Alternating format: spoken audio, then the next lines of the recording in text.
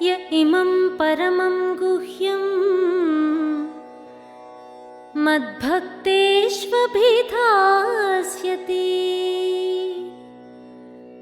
य इमं परमं गुह्यं मद्भक्तेष्वभिधास्यति।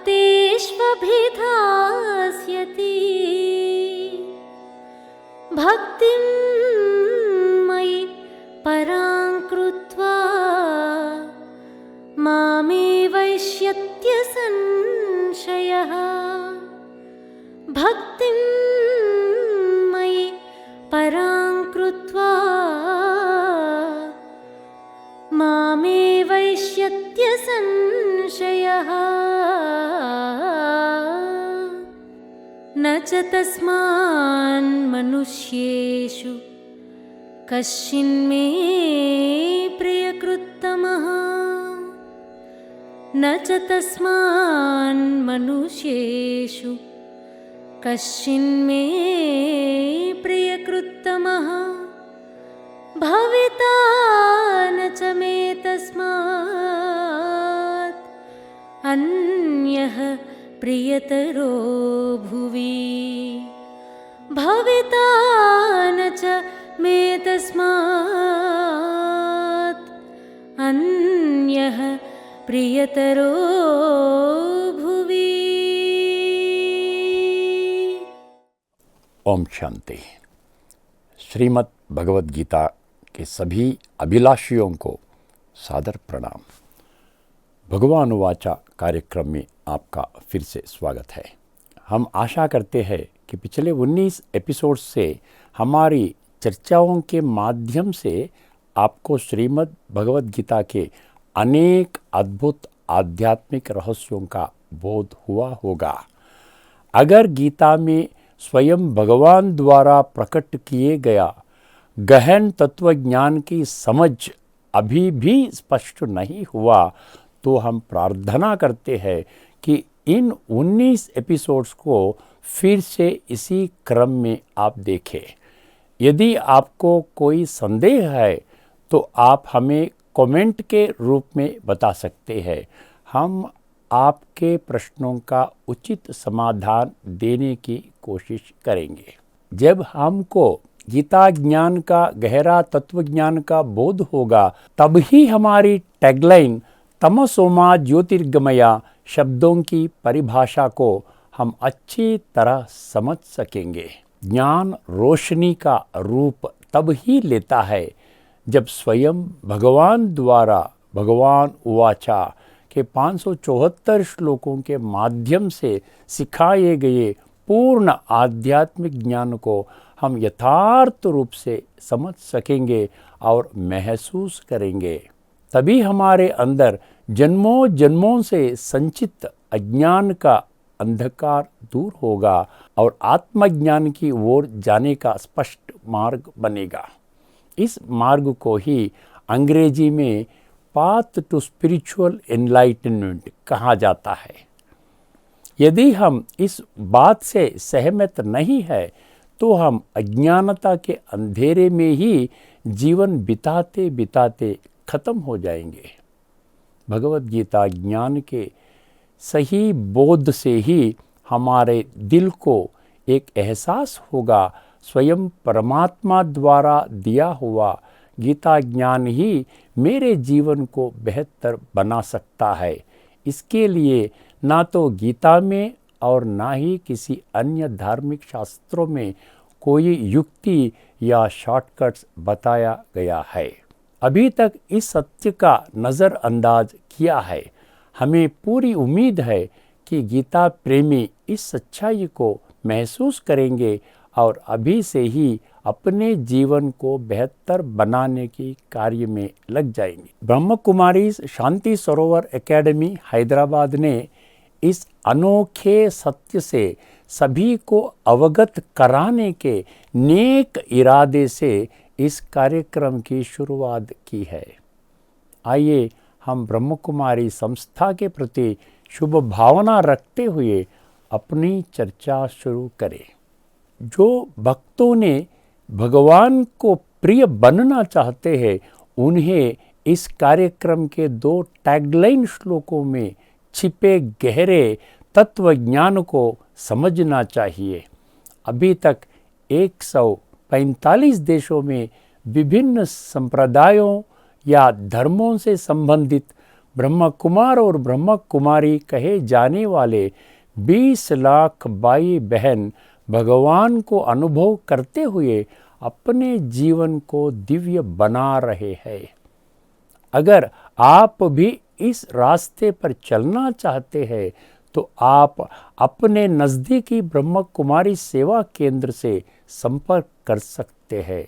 उनके द्वारा प्रदान की जाने वाली सेवाएं पूरी तरह से निःशुल्क है। अब मुद्दे पर आते हैं। पिछले 2 एपिसोड्स में हमने न केवल सात्विक, राजसिक और तामसिक बुद्धि वाले लोगों की विशेषताओं को जाना है, बल्कि यह भी चर्चा किया है कि राजसिक और तामसिक बुद्धि वाले लोगों को अपने बुद्धि को सात्विक बनाने के लिए क्या करना चाहिए। इस एपिसोड में हम गीता के माध्यम से स्वयं भगवान द्वारा बताए गए एक और महानतम सत्य पर चर्चा करने जा रहे हैं। हर कोई भगवान को क्यों प्रार्थना करते हैं? वे वर्तमान जीवन में पूर्ण सुख शांति और भविष्य में आने वाले स्वर्ग में एक उत्कृष्ट जन्म की कामना करते हैं। लेकिन कोई भी नरक में जाना या दुख भरे जीवन को नहीं जीना चाहता। पर आश्चर्य की बात है कि उन्होंने स्वयं भगवान ने बताए हुए सीधे और सच्चे मार्ग पर चलने का कोई प्रयास नहीं किया।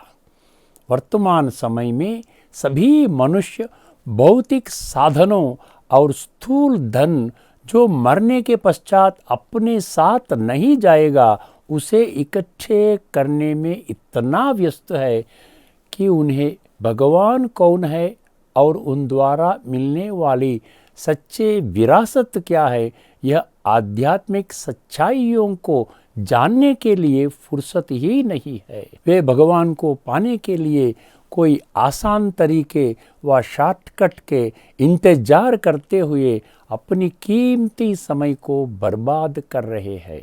गीता में भगवान को पाने का मार्ग स्वयं भगवान ही स्पष्ट रूप से बताने पर भी समझने का कोई प्रयास नहीं करते हैं। इसका एकमात्र कारण यह है कि जैसा कि अब तक हमने कई बार चर्चा की है कि भगवान ने दिव्य बुद्धि केवल मनुष्यों को ही दी है और उसका उपयोग केवल भौतिक इच्छाओं को पूरा करने के लिए किया जाता है और वे भगवान को पाने के लिए 100% अंधविश्वास से भरे मार्ग का अनुसरण करते हैं। ऐसा कहना गलत नहीं होगा कि वर्तमान समय में लोग भगवान के डायरेक्ट महावाक्य से भी ज़्यादा महत्व धार्मिक ग्रंथों और धार्मिक गुरुओं को देते हैं। इसका अर्थ ही है कि हम गीता में भगवान वाचा के 574 श्लोक जो स्वयं भगवान द्वारा उच्चारे गए उसको और उसमें निहित सत्य ज्ञान को पूरी तरह से अनदेखा करना है। यह ही आज के समाज में देखे गए सर्व समस्याओं का एकमात्र कारण है। वर्तमान समय में मनुष्य ने भगवान को प्राप्त करने का एक सुगम मार्ग चुन लिया है। वह क्या है? अधिकांश लोग किस मार्ग पर चल रहे हैं उस मार्ग को ही सही और सच्चा मार्ग समझते हुए उसी मार्ग पर चल पड़े। इसका नतीजा क्या हुआ?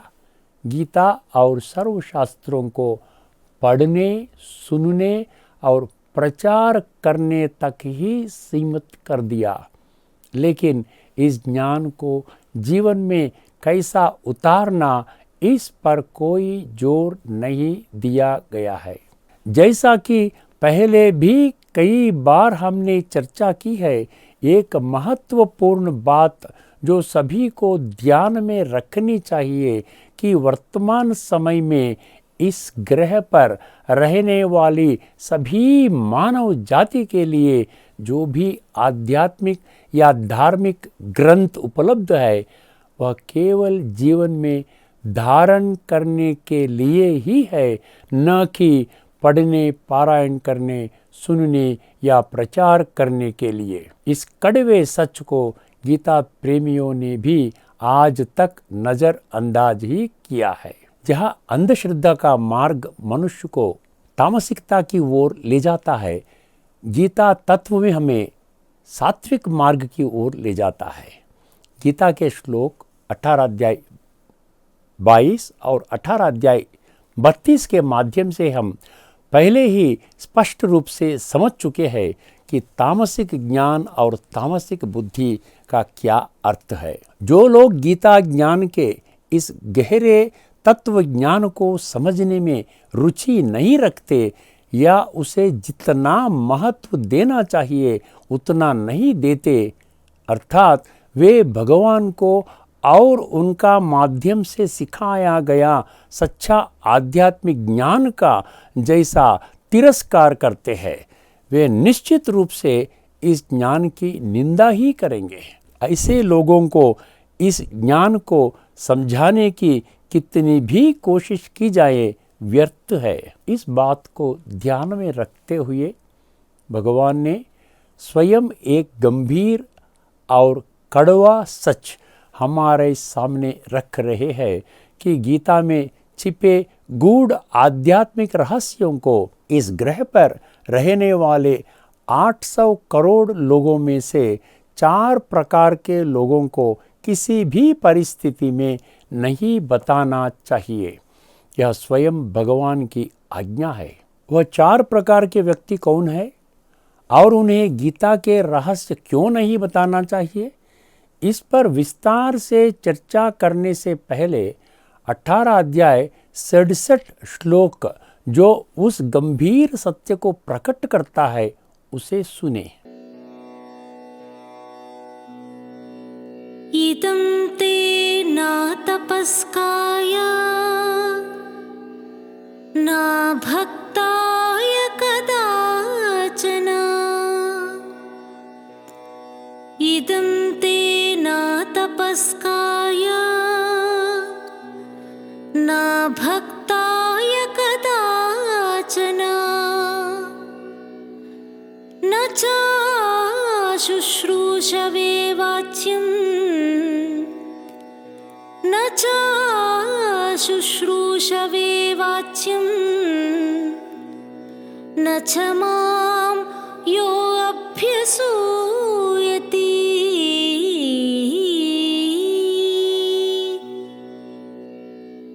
इस श्लोक में वर्णित 4 प्रकार के लोग कौन है? पहला प्रकार का अतपस्काया का अर्थ है आत्मशुद्धिकरण करने की चाहना न रखने वाले। दूसरा अभक्ताया, इसका अर्थ है जो भगवान के भक्त नहीं है।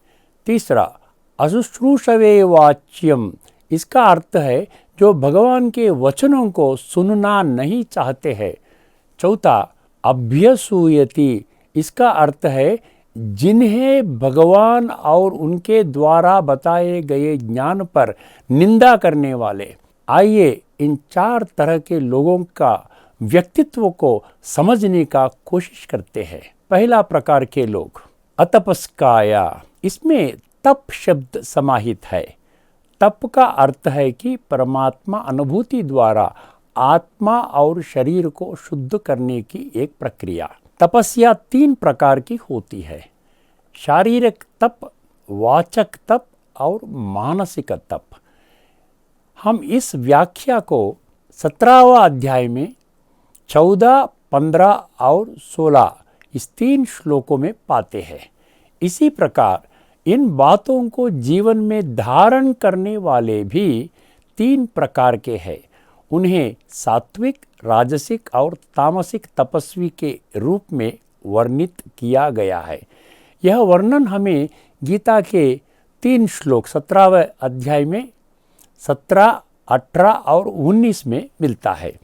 हम आगामी एपिसोड्स में इन 6 श्लोकों में छुपे गहरे तत्व को जानने वाले हैं। अतपस्काय का अर्थ है जो इन रहस्यों को नहीं समझते, वे आत्म तत्व की पूरी तरह से उपेक्षा करते हैं, जो गीता का प्राथमिक और मूल सिद्धांत है। अर्थात मैं आत्मा हूँ और यह मेरा शरीर है। इस सत्य को नकारते हुए वे 24 घंटे इस भाव से जीवन व्यतीत करते हैं कि मैं शरीर हूँ और अंत में उसी अवस्था में अंतमति सोगति हो जाते हैं।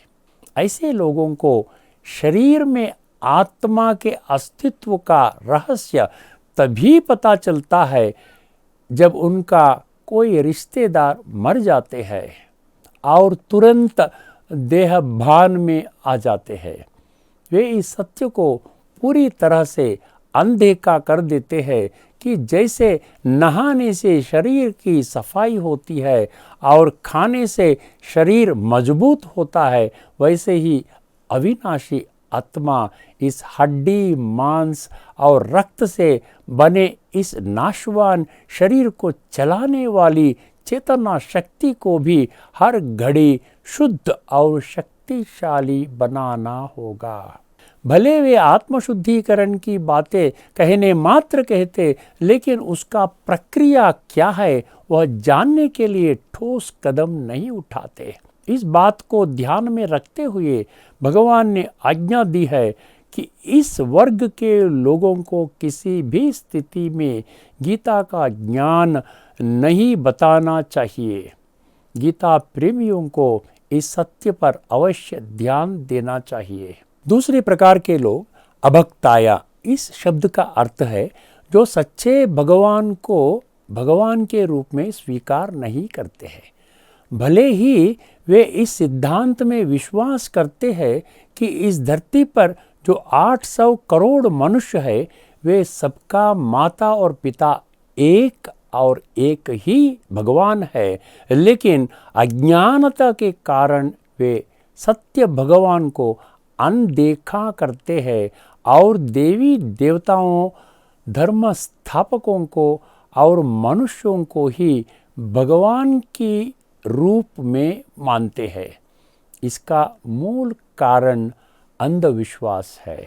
यद्यपि गीता में भगवान की पूर्ण परिचय स्पष्ट है, परंतु गीता को भी अन्य धर्मशास्त्र की तरह केवल पढ़ने, पारायण करने, सुनने और सुनाने तक ही सीमित करने के एकमात्र कारण से लोग उस सत्य को महसूस करने में विफल रहते हैं। आश्चर्य की बात यह है कि आजकल वे गीता के मार्ग को छोड़कर अन्य शास्त्रों और प्रतिष्ठित धर्म गुरुओं के प्रवचनों को सुनकर ही भगवान के सानिध्य को प्राप्त करने का प्रयास कर रहे हैं। गीता प्रेमियों को इस बड़ी गलती पर भी ध्यान देना चाहिए। ऐसे लोग हमेशा शरीर के भ्रम में रहते हैं, इसीलिए उन्हें पक्का विश्वास होता है कि उनकी दृष्टि में भगवान का वास्तविक रूप भी भौतिक है। इस प्रकार के भक्त पूजा पाठ जो करते हैं वे केवल एक धार्मिक क्रिया के रूप में करते हैं, लेकिन भगवान को अनुभव करने के उद्देश्य से नहीं। लेकिन भगवान एक है, इस एकमात्र सत्य को सिद्ध करने के लिए गीता में बताए गए आध्यात्मिक ज्ञान के अलावा और कोई रास्ता नहीं है। परंतु जो लोग 24 घंटे देहभान में फंसे रहते हैं, वे गीता के छिपे हुए रहस्यों को नहीं समझ सकते हैं, चाहे वे उन्हें कितना भी समझाने की कोशिश करें। इसीलिए ऐसे लक्षण वाले मनुष्यों को भी गीता के रहस्यों को नहीं बता सकते, यह भगवान की आदेश है। तीसरा प्रकार के लोग अशुश्रूषवे वाच्यम। शुश्रूषा का अर्थ है सुनने में रुचि रखने वाले। अशुश्रूषा का अर्थ है जो सुनने में कोई दिलचस्पी नहीं दिखाता। वाच्यम मतलब भगवान का महावाक्य। जो 100% देहभान में फंसे रहते हैं वे इस कड़वे सच को पचा नहीं पाते हैं कि भगवान को स्थूल आंखों से नहीं देखा जा सकता। जो लोग स्वयं को आत्मा नहीं बल्कि शरीर मानते हैं उनके लिए भगवान को आत्मस्वरूप में अनुभव करना बिल्कुल आसान नहीं है।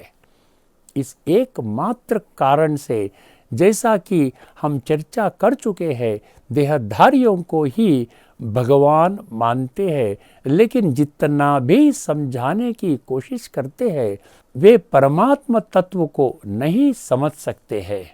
वे सुनना ही नहीं चाहते हैं। भगवान हमें पहले से ही सावधान कर रहे हैं कि जो लोग गीता की गहरे राजों को सुनना ही नहीं चाहते उनके सामने हम किसी भी स्थिति में गीता के रहस्य प्रकट न करें। चौथे प्रकार के लोग, अभ्यसूयति, इसका अर्थ है जो भगवान के बारे में दोष दृष्टि रखते हैं। दोष दृष्टि का अर्थ है एक प्रकार की अवहेलना या तिरस्कार की भावना रखना। वर्तमान समय में देखने में आता है कि जो अपनी आस्था के आधार से कोई देवी देवता या किसी व्यक्ति को भगवान मानते हैं उस भावना के विरुद्ध चलने वालों प्रति एक तरह की तिरस्कार व अपमान की भावना रखते हैं।